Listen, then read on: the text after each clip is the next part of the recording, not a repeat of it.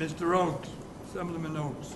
Yes, just a couple questions. Executive Director Banks, you mentioned that on the health insurance issue, the barrier of not allowing the cooperative or the joint effort if you're under 100 employees. So that is something, certainly if there isn't legislation now, whether that's a budget fix or separate from that, certainly I know a lot of the municipalities I represent might be able to benefit and could be interested in that. Mayor Minor talked about incentivizing, not mandating cooperation. I know you gave examples, as various mayors have here today, of cooperatively working together.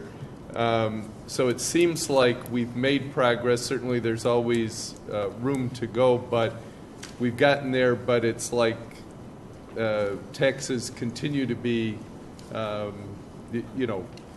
impacted by continuing costs that we have. And so we continue to nip around the edges, but not do a whole lot on the mandate relief side.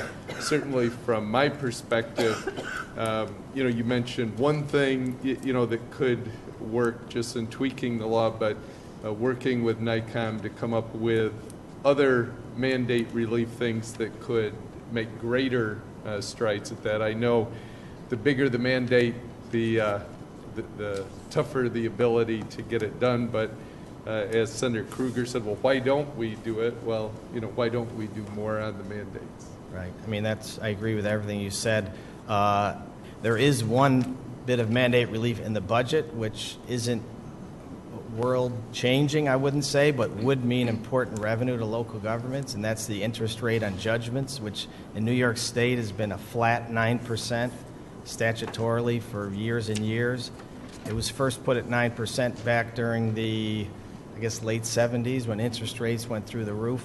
But interest rates have been very low for years and years, and local governments and the state are still paying 9%, a flat 9% interest rate on judgments. To make that a market rate, to float, with what you could make on that money if you invested it, would help local governments quite a bit. I think it would also accelerate the resolution of lawsuits and legal actions against municipalities, because right now it's in the plaintiff's interest to stall because they're making 9% on their money when they ultimately get their claim.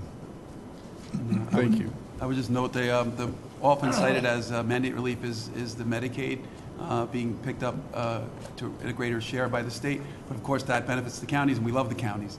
But that's not mandate relief for the localities. Understood. Thank you. Thank you, Senator.